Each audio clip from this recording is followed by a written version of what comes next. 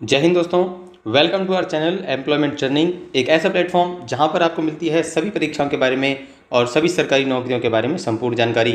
दोस्तों लेकर आए हैं आपके लिए एक और जॉब नोटिफिकेशन जारी किया गया है shipping corporation of India limited की तरफ से, जहां पर shipping corporation of India limited ने जारी कर दिया है नोटिफिकेशन असिस्टेंट मैनेजर की पोस्ट के लिए। तो दोस्तों और कितना कुछ है इस नोटिफिकेशन में बताते हैं आपको विस्तार से, बने रहिए हमारे साथ इस वीडियो में अंत तक। Shipping corporation of India limited की तरफ से नोटिफिकेशन जारी कर दिया गया है असिस्टेंट मैनेजर की पोस्ट के लिए, जिसके लिए टोटल वैकेंसीज रखी गई हैं 46 यानी कि 46। इसके लिए ऑनलाइन आवेदन किए जा सकते हैं। ऑनलाइन आवेदन स्टार्ट हो चुके हैं 16 जुलाई 2022 से और आवेदन की अंतिम तिथि रखी गई है 16 अगस्त 2022 तक।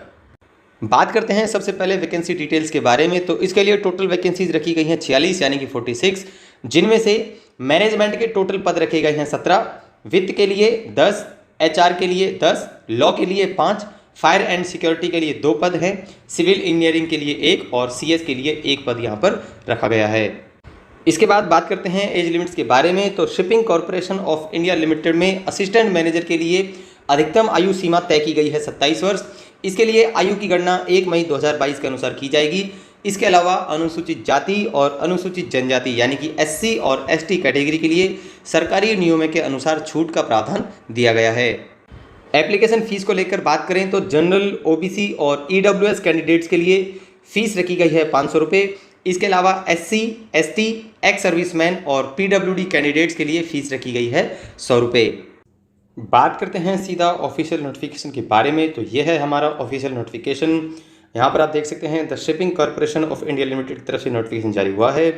Recruitment of assistant manager on contract, याद रखिएगा दोस्तों, कॉन्ट्रैक्ट के बेसिस पर यह नोटिफिकेशन जारी हुआ है, यानी कि आप अप्लाई करते हैं तो आपको कॉन्ट्रैक्ट पर रखा जाएगा। 3 साल के कॉन्ट्रैक्ट की इसमें बात की गई है इस नोटिफिकेशन में। तो ऑनलाइन रजिस्ट्रेशन स्टार्ट हो चुके हैं 16 जुलाई से और किए जा सकते हैं 16 अगस्त तक। इस नोटिफिकेशन में हम बात करते हैं, सबसे पहले हम बात करते हैं पोस्ट के बारे में कि पोस्ट का डिस्ट्रीब्यूशन दिया गया है यहाँ पर। इसके लिए अलग अलग पोस्ट दी गई हैं, जैसे कि मैनेजमेंट के लिए है, फाइनेंस के लिए, एचआर के लिए, law, fire and security, civil engineering और सीएस की पोस्ट यहाँ पर दी गई है। मैनेजमेंट के लिए टोटल वैकेंसीज दी गई हैं 17 और मैनेजमेंट के लिए आपको क्या क्वालिफिकेशंस दी गई हैं कि अगर आप अप्लाई कर रहे हैं मैनेजमेंट की पोस्ट के लिए तो आपके पास 2 साल का एमबीए होना चाहिए, या फिर आपके पास होनी चाहिए पोस्ट ग्रेजुएट की डिग्री इन बिजनेस मैनेजमेंट, या फिर पोस्ट ग्रेजुएट होना चाहिए आपको इन मैनेजमेंट और आपके इस डिग्री में 60% मार्क्स होने चाहिए और यह डिग्री आपके पास होनी चाहिए किसी भी रिकॉग्नाइज यूनिवर्सिटी से या फिर रिकॉग्नाइज इंस्टीट्यूट से। उसके बाद बात करते हैं फाइनेंस के लिए। तो फाइनेंस के लिए टोटल वैकेंसी दी गई हैं 10 और इसके लिए एजुकेशन क्वालिफिकेशन तय की गई हैं। आपको होना चाहिए चार्टर्ड अकाउंटेंट या फिर कोस्ट अकाउंटेंट। एचआर के लिए टोटल वैकेंसीज दी गई हैं 10 और इसके लिए क्या क्वालिफिकेशंस तय की गई हैं, 2 साल का फुल टाइम एमबीए या फिर एमएमएस होना चाहिए आपके पास। उसके बाद अगर ये चीज़ नहीं है आपके पास तो आपके पास होना चाहिए एचआरडी, एचआरएम, इंडस्ट्रियल रिलेशंस या फिर लेबर वेलफेयर, या फिर 2 साल का full time post graduate degree होनी चाहिए आपके पास, या फिर डिप्लोमा इन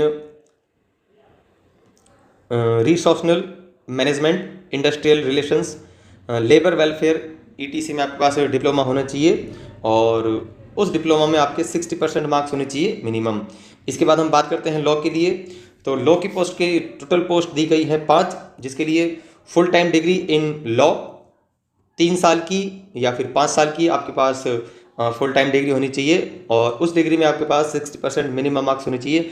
याद रखिएगा दोस्तों, आपकी जो डिग्री मांगी गई है उसमें आपके मिनिमम 60% मार्क्स जरूर होने चाहिए, तभी आप इसके लिए अप्लाई कर सकते हैं। उसके बाद फायर एंड सिक्योरिटी के लिए 2 वैकेंसीज रखी गई हैं और सिविल इंजीनियर के लिए 1 वैकेंसी है और सीएस के लिए यहाँ पर 1 वैकेंसी दी गई है और आप अपने अकॉर्डिंग एजुकेशन क्वालिफिकेशन चेक कर सकते हैं। इसके बाद हम बात करेंगे दोस्तों कैटेगरी वाइज जो पोस्ट का डिस्ट्रीब्यूशन दिया गया है। तो टोटल वैकेंसीज यहाँ पर आप देख सकते हैं, टोटल वैकेंसी दी गई हैं 46 यानी 46, जिसमें से एससी के लिए टोटल वैकेंसी दी गई हैं 7, बैकलॉग की 1 भी सीट नहीं है यहाँ पर और टोटल एससी के लिए 7 सीटें होती हैं। एसटी के लिए टोटल वैकेंसीज दी गई हैं 3, बैकलॉग की 2 सीटें हैं तो टोटल हो जाती हैं 5। ओबीसी के लिए टोटल वैकेंसीज हैं 12, बैकलॉग की कोई सीट नहीं है और टोटल 12 सीट्स होती हैं ओबीसी की। ईडब्ल्यूएस के लिए टोटल 4 सीटें हैं, बैकलॉग की कोई सीट नहीं है और टोटल होती हैं 4। अनरिजर्व के लिए यानी कि जनरल कैटेगरी के लिए टोटल वैकेंसीज दी गई हैं 18, बैकलॉग की कोई सीट नहीं है और टोटल वैकेंसीज होती हैं 18। इसके बाद बैकलॉग की कुल सीटें 2 और जो न्यू वैकेंसीज निकाली गई हैं वो निकाली गई हैं 44। इसके बाद टोटल जो वैकेंसीज हो जाती हैं 46 हो जाती हैं, यानी कि 46। अब हम बात करते हैं डेट ऑफ रीनोकिंग एलिजिबिलिटी क्राइटेरिया, यानी कि आयु की गणना किस डेट के अनुसार की जाएगी। तो हम आपको बता चुके हैं आयु की गणना की जाएगी 1 मई 2022 के अनुसार। एज के लिए हम बात कर चुके हैं कि 27 साल अधिकतम आयु दी गई है और उसके बाद अलग अलग एज रिलैक्सेशन दिया जाएगा अलग अलग कैटेगरी के अनुसार, यानी कि 3 साल की छूट दी जाती है ओबीसी के लिए, 5 साल की छूट दी जाती है एससी और एसटी कैंडिडेट्स के लिए, 10 साल की छूट दी जाती है पीडब्ल्यूडी कैंडिडेट्स के लिए और जो एक्स सर्विसमैन हैं उनके लिए भी छूट का प्रावधान यहाँ पर रखा गया है। इसके बाद हम बात करेंगे इस नोटिफिकेशन में आगे एप्लीकेशन फ़ीस को लेकर। तो एप्लीकेशन फ़ीस जनरल ओबीसी और ईडब्ल्यूएस कैंडिडेट के लिए फ़ीस तय की गई है 500 रुपये, यानी कि 500 रुपीज़ ओनली।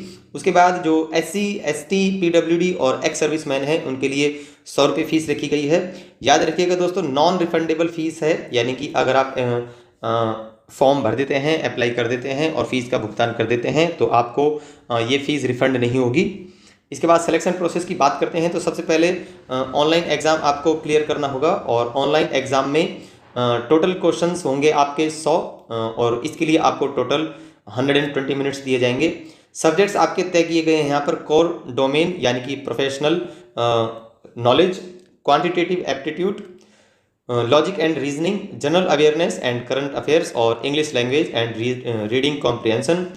तो यहाँ पर सबसे पहले प्रोफेशनल नॉलेज के लिए टोटल क्वेश्चंस मिलेंगे आपको 60, क्वांटिटेटिव एप्टीट्यूड के 10, लॉजिक एंड रीजनिंग के total question 10, general awareness and current affairs के टोटल क्वेश्चन 10 और English language and reading comprehension के टोटल 10 क्वेश्चन। इस प्रकार टोटल क्वेश्चन हो जाते हैं आपके 100 और 100 क्वेश्चन के लिए आपको 120 मिनट्स दिए जाएंगे। याद रखिएगा दोस्तों, नेगेटिव मार्किंग रहेगा इस पेपर में और the candidates will be short listed in the ratio of 1:4 का रेशियो होगा, उसके बेसिस पर आपको शॉर्ट लिस्टेड किया जाएगा। इसके बाद हम बात करते हैं फाइनल सिलेक्शन के बारे में। तो जीडी यानी कि ग्रुप डिस्कशन होगा दूसरे स्टेज के लिए। और अब हम बात करते हैं दोस्तों हमारे लिए इम्पोर्टेंट जो डेट्स हैं उसके बारे हम अब हम बात करेंगे। तो सबसे पहले यहाँ पर टेंटेटिव शेड्यूल दिया गया है, यानी कि संभावित जो तिथि है वो तय की गई है। Date of release of advertisement release होने की डेट क्या रखी गई है? 16 जुलाई से आप फॉर्म अप्लाई कर सकते हैं, यानी कि 16 जुलाई से फॉर्म अप्लाई करना स्टार्ट हो चुका है और लास्ट डेट इसके लिए रखी गई है 16 अगस्त तक। Admit card to the candidates for online exam, admit card कब जारी हो जाएंगे? एडमिट कार्ड जारी हो जाएंगे 26 अगस्त से और ऑनलाइन एग्जाम कंडक्ट होगा आपका 11 सितंबर को। Result of online exam, online exam का रिजल्ट डिक्लेयर कर दिया जाएगा 4th वीक ऑफ सितंबर माह के 4th वीक, चौथे सप्ताह में आपको रिजल्ट मिल जाएगा इसका। स्टेज सेकंड यानी कि जो ग्रुप डिस्कशन होगा और इंटरव्यू होगा वो होगा आपका 2nd वीक ऑफ अक्टूबर माह के दूसरे सप्ताह में और जो रिजल्ट डिक्लेरेशन होगा, परिणाम की घोषणा होगी वो होगी 4th वीक ऑफ अक्टूबर माह के चौथे सप्ताह में, चौथे हफ्ते में आपका रिजल्ट डिक्लेयर हो जाएगा। तो दोस्तों यह थी इस नोटिफिकेशन के बारे में महत्वपूर्ण जानकारी। अब मिलते हैं आपसे एक अगली वीडियो में एक नई जानकारी के साथ। तब तक के लिए जय हिंद, जय भारत।